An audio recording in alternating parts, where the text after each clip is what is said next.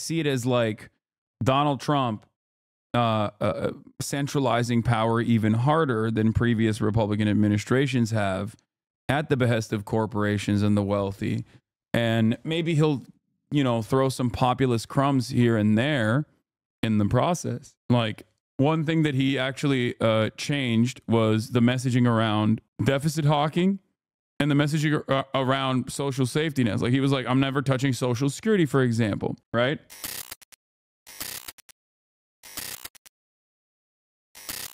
The president-elect, who is threatening to impose sweeping tariffs on America's northern neighbor. Our Weijia Jiang is also there. Weijia, good morning.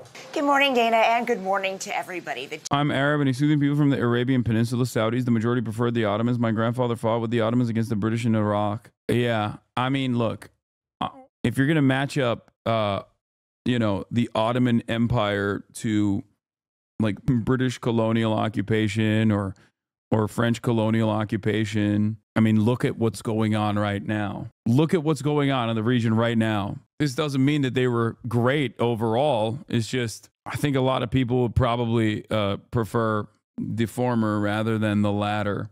Two leaders met over dinner at Mar-a-Lago, and it was a meeting that Canada sought out, according to the Canadian Broadcasting Company. Now, earlier this week, President Biden warned that these tariffs would be counterproductive. But President-elect Trump insisted. Do you ever get tired of lying? Oh, God, class war is an instrument. Lying on your back while you get hit from Chat's mom? Okay, stop with the debate. They would protect U.S. manufacturing and bring even more companies to America. Canadian Prime Minister Justin Trudeau's visit to Mar-a-Lago comes as President... Easier to kiss the ring. Where's Assad now? People are saying he's in Russia. I don't know. Elect Trump threatens to impose a 25% tariff on imported goods from Canada and Mexico. Trudeau has warned against the move. Both North American allies are weighing retaliatory tariffs on U.S. products. Mexican President Claudia Sheinbaum spoke by phone with Trump on Wednesday, but she said the issue did not come up. From world leaders to tech giants like ex-CEO Elon Musk, who spent Thanksgiving at Mar-a-Lago with the Trump family. The line to meet with Trump is long. On Wednesday, Trump hosted Meta CEO Mark Zuckerberg at his Florida resort for dinner. Trump's incoming deputy chief of staff, Stephen Miller. We'll see what comes of that. And Mark, obviously, he has his own interests and he has his own. I can't believe Cenk tweeted what he tweeted yesterday where he's like, oh, the establishment has failed. I'm like, I don't know. I don't know how I don't know how we, I don't know what to say about that. Watch the Jose video. It's very good and not too hard on TYT or anything. Yeah, I'll watch that later. What is this? Oh, that's funny. I've been trying to figure out why I'm more optimistic now than I was before the election. Even though I was so against the guy who won, I know now MAGA is not my mortal enemy and neither is the extreme left. My mortal enemy is the establishment and they have been defeated. Dude, to say that the Donald Trump administration is not the establishment is so crazy. Like they already ran the country. Okay. Not only did they run the country, but they didn't do a great anti-establishment job at it. It's like no different than saying, oh, Donald Trump is going to, is no different than saying Donald Trump is going to drain the swamp. Just give your Twitch channel to Cenk. He owns you and is the left. He is the left. He is. I'm not. I'm not the left. Did he say other? It's not just that the establishment candidate lost. It's that their media is mortally wounded. Yeah. Fox News, on the other hand, not the establishment media, it seems. Good video I saw on how people get radicalized into reactionary positions and then can be de-radicalized. Okay. The source of their strength was not insipid politicians like Mitch McConnell and Joe Biden. The source of their strength was their propaganda machine, the mainstream media. Now online media is strong enough that their oppressive monopoly on American mind has been broken. Now we're in the jungle. They hate that. I love it. This uncontrolled marketplace of ideas is where I'm home. I'd rather be the populous woods than in the establishment prison. Is this whole meeting the new president-elect at their residence thing kind of weird? Is it more common than I realized? It's unique because we haven't really had a situation like this before where a former president who has already like established relations with these other global leaders before has lost an election and then won it again. So that's the reason why it's like it's both unique, but also it's not unique because it's Donald Trump. I think it's more so like, has it happened before? I assume it has happened before. I don't know enough. By the way, why does this have Groper Cleveland? Why does this have 68,000 likes? What do you think, dude? Because it's on Twitter. It's on Twitter. You say anything right wing on Twitter, you're gonna get a lot of love. I thought we established this. Right wing, he is the left. I think he's booming out. Okay, he's just like he has spent so much of his time duking it out with establishment Democrats for understandable reasons, because the Democratic Party is a direct pathway, a direct hurdle in front of any sort of leftist mobilization, and he sees them as his immediate enemy. But while I also understand where he's coming from on that front, I don't have the same optimism that he has in terms of this misplaced optimism that he has in terms of like the Republicans winning.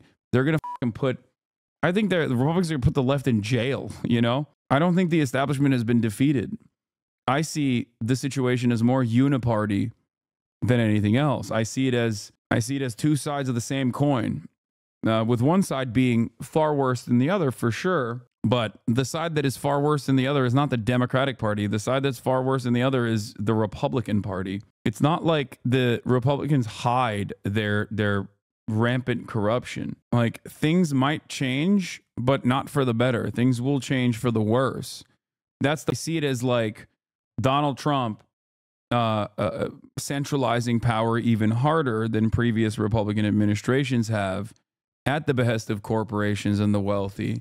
And maybe he'll, throw some populist crumbs here and there in the process. Like, one thing that he actually changed was the messaging around deficit hawking and the messaging around social safety nets. Like, he was like, I'm never touching Social Security, for example, right? That's new for the Republicans. Now, does that mean that he's not going to touch Social Security? He probably will touch Social Security as long as it's like in the interest of corporations. Lawyer up? Why? See Joe and Mika from MSNBC. Yeah, fascism has always used anti-elite rhetoric. They contort leftist critique into opposition to parasites, both unworking elites and unproductive poor people, reducing leftism to an aesthetic. Producerism. I don't know why he says this kind of stuff. I just don't like. I've known this man for my whole life. This is my uncle, so I just can't. I don't see him becoming like a right-wing grifter. But I totally understand why people who are unfamiliar with him or know his like perspective at all see this kind of shit and arrive at that conclusion. Maybe I'm on the copium train, but I just don't think he's like, I don't know. I just don't think he's like, I'm too unk-pilled. I'm not if he was not my uncle, if he was like some random content creator, I'd be like, he's going down the Jimmy Dore route for sure. Like, that's what I would think. But knowing him personally, I don't think he's doing that, but only time will tell. Does that make sense? Just don't turn against us abolitionists like he has.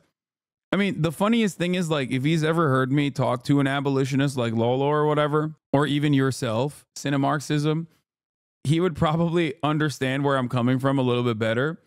But I also don't see any valid reason to single out abolitionists or anarchists in general to be like, those are my enemies, like to portray myself as like more moderate and more rational than they are. I have my disagreements. But I still understand that people like yourself are directly at the forefront of moving American society in a positive direction. I'm never going to cast aside people that are I'm never going to cast aside people, even if I have disagreements with them, on as long as they are fighting the good fight. This is one of the things that I have tried to maintain as a position, to actually create a big tent within some semblance of like anti-capitalist movement in this country.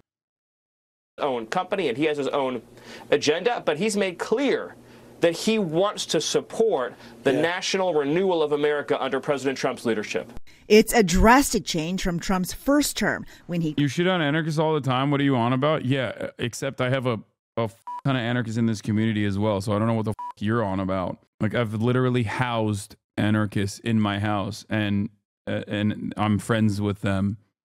Yes, I'm making jokes, but of course you're fucking anarchist, so clearly you don't understand the concept of jokes. You're about to be like, this is an oppressive hierarchy. Humor, especially when considering the ableist nature of those who cannot actually comprehend context and nuance, and humor devoid of tone indicators is actually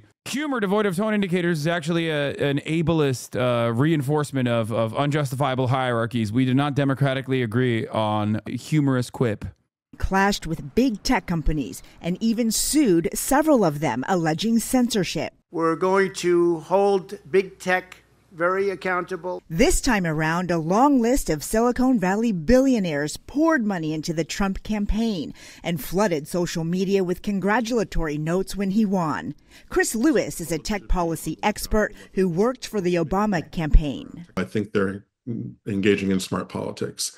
I think what the public should see is that folks who have access often get preferential treatment from a Trump administration. Elon Musk even scored a position advising the incoming administration as head of the newly created Department of Government Efficiency. He and Vivek Ramaswamy, who's a Republican businessman, will be heading down to Washington next week. At least they're planning to meet with House Republicans to talk about their plans to slash regulations. Oh, God. Trust busting is when you look corpos bust in your mouth. Yeah, yum.